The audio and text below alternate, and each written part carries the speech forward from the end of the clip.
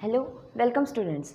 आज की क्लास में हम लोग जो आपका टॉपिक रिसेंटली जो फिनिश हुआ है उस टॉपिक पर एक छोटी सी रिवीजन ले लेते हैं। इस रिवीजन में हम लोग वो देखेंगे कि हमने कौन से रूल्स देखे थे, मतलब सेंटेंस को चेंज करने के लिए कौन से रूल्स को हमने पढ़ा था। बस हम लोग एग्जाम्पल्स नहीं देखेंगे, सिर्फ हम लोग कुछ रूल्स देखेंगे। जैसे कि हमने देखा था सबसे पहले मेकिंग सिंपल निगेटिव, मतलब निगेटिव सेंटेंस बनाना है लेकिन इसमें रूल वगैरह चेंज करना, मतलब सेंटेंस का मीनिंग चेंज ना हो, ऐसा कुछ भी नहीं है। बस हमको यहाँ पे सेंटेंस को निगेटिव बनाना है और सेंटेंस को निगेटिव बनाने के लिए बस हमको ऐसे वर्ड चाहिए जो सेंटेंस को निगेटिव फॉर्म दे सके।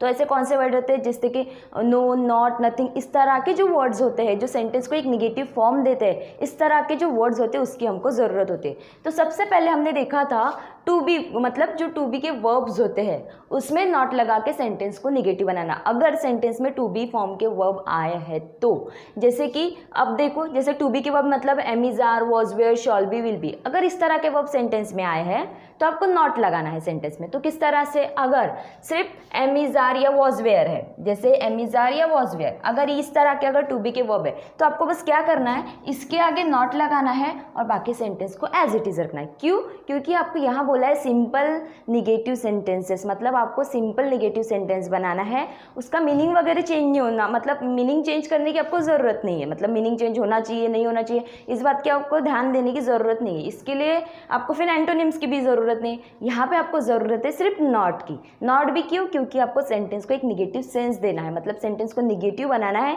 किससे? अफर्मेटिव से, मतलब पॉजिटिव से निगेटिव बनाना है, तो बस आपको यहाँ पे नॉट की ज़रूरत है।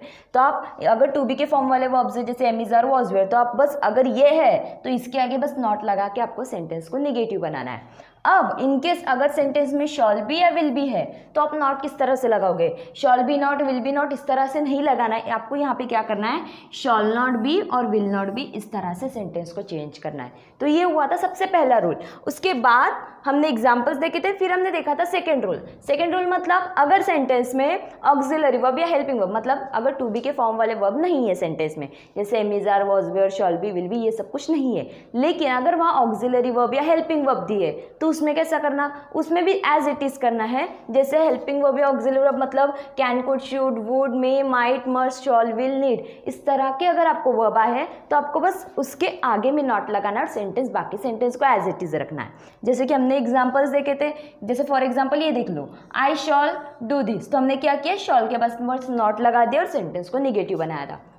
उसके बाद हमने क्या देखा था, उसके बाद हमने देखा था making negative but without changing the meaning, मतलब सेंटेंस को अब इस बार हमको क्या करना है, सेंटेंस को निगेटिव भी बनाना है लेकिन अब क्या करना है कि उसका मीनिंग चेंज नहीं होना चाहिए। जैसे कि हम लोग ये नॉट लगाते थे ना, नॉट लगाते थे तो सेंटेंस का मीनिंग ही चेंज हो जाता, लेकिन अब हमको सेंटेंस जब बनाना है तब हमको इस बात का ध्यान रखना है कि हमारे सेंटेंस का जो है वो मीनिंग चेंज ना हो। तो इसके लिए इस बार तो हमको निगेटिव बनाना है, तो नो, नॉट, नथिंग, इस तरह के वर्ड की जरूरत लगेगी। नो, नॉट, नथिंग मतलब जो सेंटेंस को नेगेटिव सेंस देने वाले हैं उनकी जरूरत तो लगेगी, उसी के साथ हमको इसकी भी जरूरत लगेगी कि जो हमारे सेंटेंस का मीनिंग चेंज ना करे। तो सेंटेंस में ऐसा क्या है जो हमको हेल्प करता है कि हमारा मीनिंग चेंज ना हो, तो वो होते हैं एंटोनिम्स।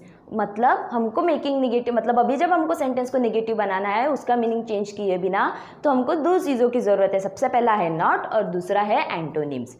तो नॉट तो हम लगाते हैं, जैसे हम पहले भी देखा है, इट इज़ डिफ़िकल्ट, अगर हम निगेटिव बना रहे तो बनाते थे इट इज़ नॉट डिफ़िकल्ट, लेकिन अब हमको ये ध्यान रखना है कि इसका मीनिंग चेंज ना हो। अभी नॉट लगाने से इसका मीनिंग तो चेंज हो गया, इट इज़ डिफ़िकल्ट मतलब वो डिफ़िकल्ट है, इट इज़ नॉट डिफ़िकल्ट वो डिफ़िकल्ट नहीं है, मतलब मीनिंग तो चेंज हो गया। मीनिंग सेम रहा क्या? नहीं रहा। इसीलिए हमने क्या कहा कि नॉट के साथ साथ हमको ज़रूरत पड़ेगी एंटोनिम की। इसीलिए तो सेंटेंस किस तरह से बना, इट इज़ नॉट ईजी, मतलब वही हुआ कि इट इज़ डिफ़िकल्ट, मतलब नॉट के साथ हमने एंटोनिम लिया जिससे सेंटेंस मतलब निगेटिव भी बन गया और उसका मीनिंग भी चेंज नहीं हुआ।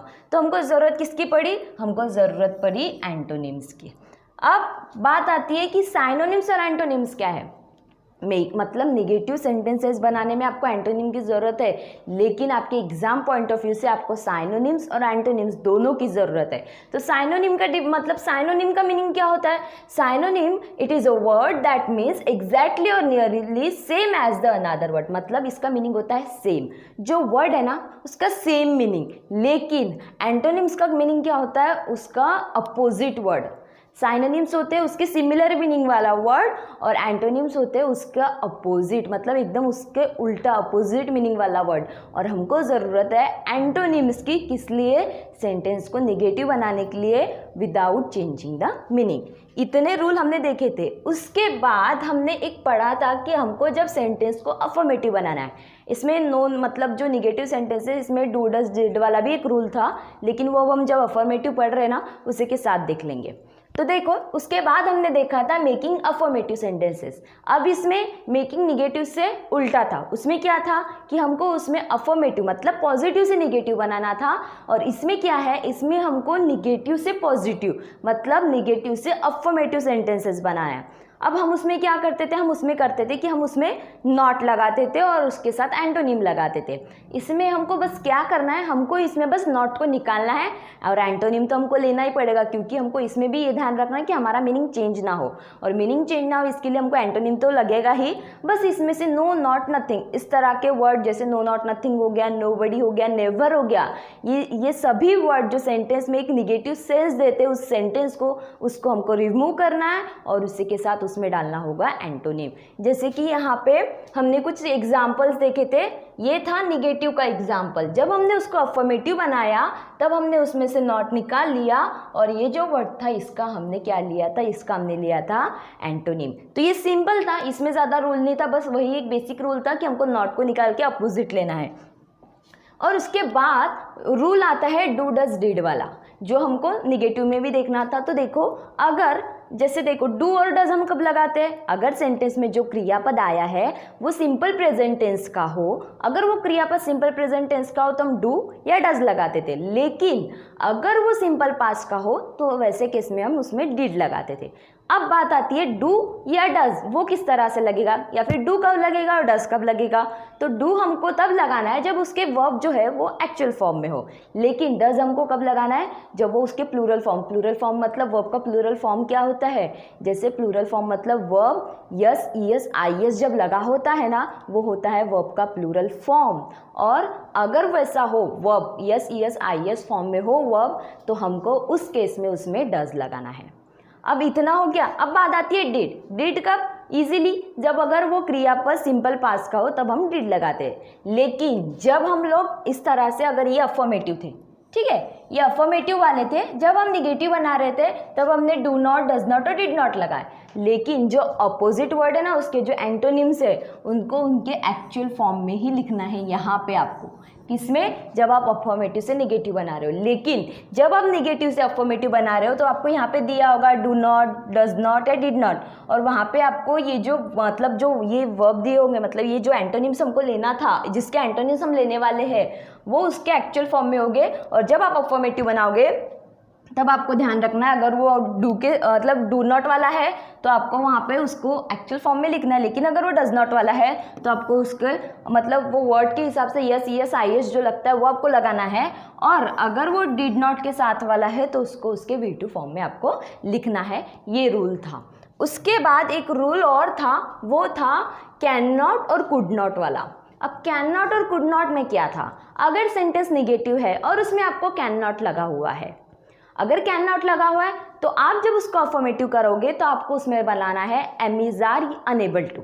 अब एम इज आर तीनों में से क्या लगेगा, तीनों के साथ अनेबल टू हम हर सेंटेंस में तो नहीं लगाएंगे, तो एम इज आर कब लगेगा। और उसके बाद आता है कुड नॉट। कुड नॉट जब आपको सेंटेंस अफर्मेटिव बना रहे हो तब आपको वॉज वेयर अनेबल टू लगाना है, लेकिन वॉज वेयर अनेबल टू ये दोनों भी एक साथ एक सेंटेंस में नहीं आएंगे, तो आपको एम इज आर या वॉज वेयर किसके बेसिस पे लगाना है, वो लगाना है आपको सब्जेक्ट के बेसिस पे। मतलब अगर जो सब्जेक्ट जिस तरह का हो उसी तरह का वर्ब आप लगाओगे। हमने देखा था जब हमने एक चैप्टर पढ़ा था नंबर एंड वर्ब एग्रीमेंट, तब हमने देखा था कि subject and verb must agree with each other, मतलब सब्जेक्ट और वर्ब जो है वो दोनों एक दूसरे के साथ एग्री करने चाहिए। अगर सब्जेक्ट सिंगुलर है तो उसके साथ वाला वर्ब भी सिंगुलर होना चाहिए, और अगर आपका सब्जेक्ट प्लूरल है तो उसके साथ वाला जो वर्ब होगा वो भी प्लूरल होना चाहिए। इसीलिए सब्जेक्ट को देखकर आप एम लगाओगे, इज लगाओगे या आर लगाओगे, या फिर सब्जेक्ट को देखकर आप वॉज या वेयर लगाओगे और उसके बाद आप लगाओगे अनेबल टू।